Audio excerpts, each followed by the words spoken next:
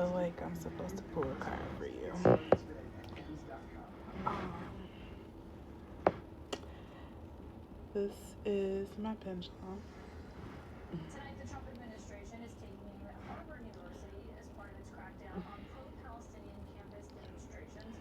Three Holy federal Spirit, show agencies, him the no. Education Department, U.S. General Ashe. Services Administration, Holy and the Health Spirit, and show Human him Services yes. Department, are all reviewing nearly $9 billion in contracts and grants between the So government back and and the forth is yes, activist left school. and right is The no. Education Secretary cited a failure to combat anti-Semitism during those protests last year. And this all comes just weeks after we saw the government pull $400 million in funding from Columbia. I should note, Holy in all Spirit, 60 colleges and am I universities being around the led to nation, pull a hundreds of card students for stood together for these him? allegations of anti-Semitism. My Okay. political and legal Holy sources are here Spirit, in can you town point as to the the attorney card, or not the says card? it wasn't Can you totally point to the clear deck what that you want me to Harvard pull needs the to do card in order from? to keep this funding. Exactly. I think with Columbia, they were very specific in the demand list, the changes they wanted to see. Is it Shaman's They Dream? haven't been quite as clear with Harvard. But look, I'll say a few things. One is that the Harvard money in state is $9 billion compared to Columbia's near $400 million. Never quite is that This was one of my very first decks. I haven't used it in a long time. not just foster a greater New England community. And so a lot of the money that we're talking about, the grant money, doesn't go to kind of the, Bottom of the deck, lay of the land, ancestral wisdom. basic scientific research, things that And really it made me think partially of the message I gave you earlier with that one song. When it was like spirit was reaching for you to reach for spirit more, for you to reach for your higher self, your higher power. I can tell you're very wise. But that's you on top of the mountain.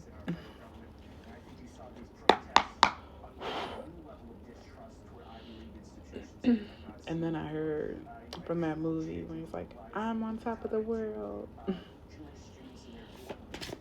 Holy Spirit, what message do you have for him before I go to bed?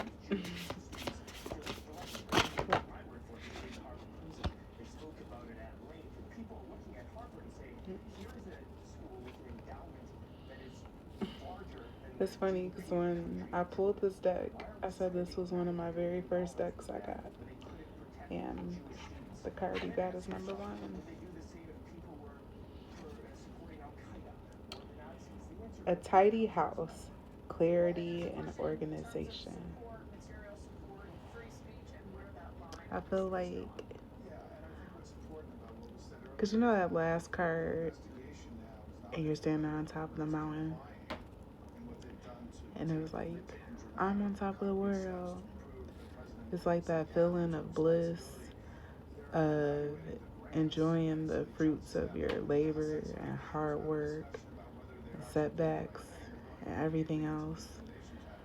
It's like an upgrade from like the cottage to the mountains, like ascension. But a tidy house, clarity, organization. We'll read into that one. And then he got number 56, The Wall. I remember a second ago I said I'm grateful. Or, I don't know if I'm kind of tired. I want to say I'm grateful for the setbacks. Did I say that? But yeah. And right here it says obstacles. Number 56 breaks down to 11. This card is number one. And earlier when I did your read, I remember the very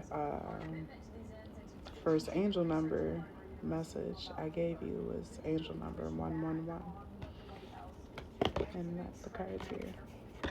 I'm extremely tired, so I apologize if I get to stuttering and mumbling over my words. I'm gonna just do this before I go to bed. But 111. I know you have 222 on your arm. Where's the wall? Obstacles. Start with number one. Why did I hear back to the basics?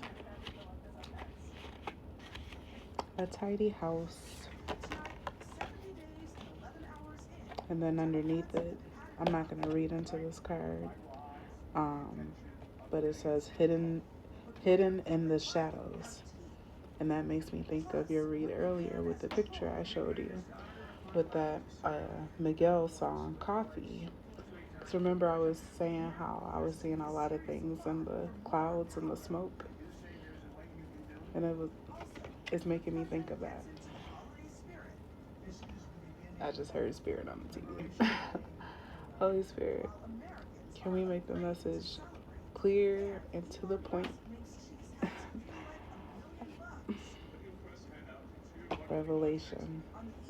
I was meant to see that word too. But yeah, things that are in the shadows are coming to the light. But it's part of the process. That's how you heal things. You shine light in the dark places.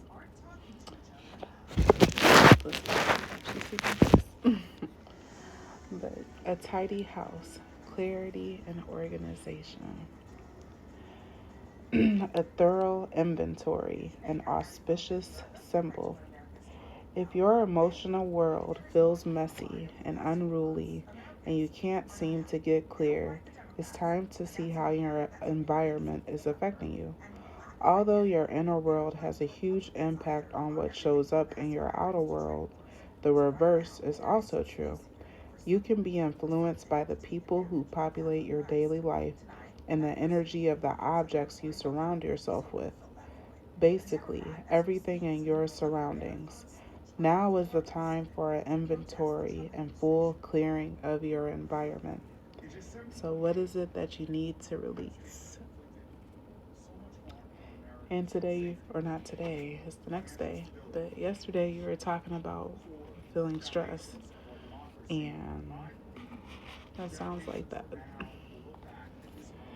Ask for clarity from your relationships and do not make assumptions at this time. Clear and unambiguous communication is key. You may choose to let go of some people from your life when this shows up. This is a good thing. Otherwise, you might stay in these relationships too long out of a sense of obligation and social courtesy when in truth there is nothing holding you together. Be impeccable with your word. Say what you mean and be willing to make whatever changes are necessary to clean up your side of the street. If you know you are doing the right thing, it doesn't matter who has an opinion. That said, right now, once you are sure your proverbial house is a tidy one, there is a release of energy to begin new things, to enjoy life, and to know with certainty you are on the right path. Alright, then the next one, number 56. And ironically, my finger stopped me at 46.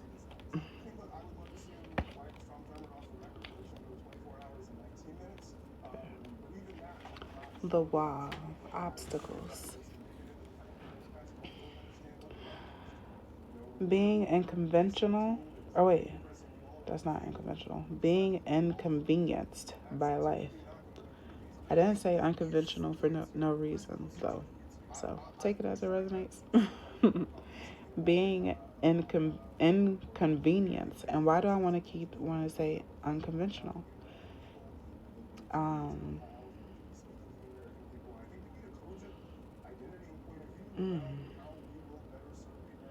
I think about like your career with your gambling and stuff,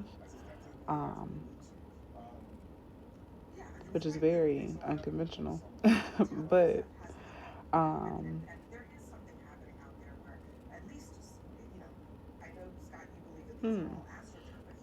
don't want to touch on that too much. I just saw 111 again. Okay. Being inconvenienced by life, detours, and non-action. There are moments in your life when you are so geared up, so sure that you are on track, with such drive and momentum, that you are shocked and confused when you encounter a wall. This unpredictability occurs outside your ability to plan, regardless of if you've done everything right in alignment with the divine. It's imperative that you change your attitude now. This temporary roadblock is not an obstacle to blast through. This is not an invitation to push harder, cancel other plans, or worry about who will win or lose. This is a stopping point to enable you to slow down and contemplate the part of the manifesting equation that you and everyone else forgets. Life on life's terms will override your best laid plans. Yes, as inconvenient as it may seem, this experience is an important reminder that you are a human being, not a human doing.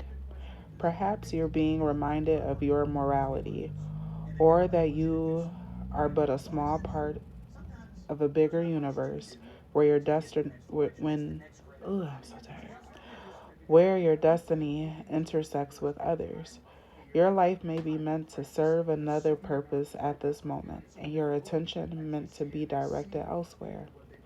Consider that this place of temporary non-action is exactly meant to be for you. Perhaps it's because all you desire and have set in motion needs time to coalesce into form on the other side.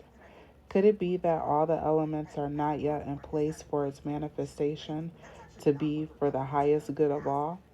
Patience is required now, and the wisdom that this might be a great time to take a break and contemplate gratitude. What is truly yours will never be walled off from you. That's the message I have for you.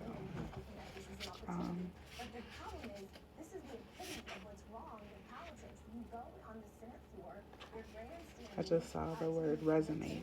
I was just about to say, I hope that the messages resonate. But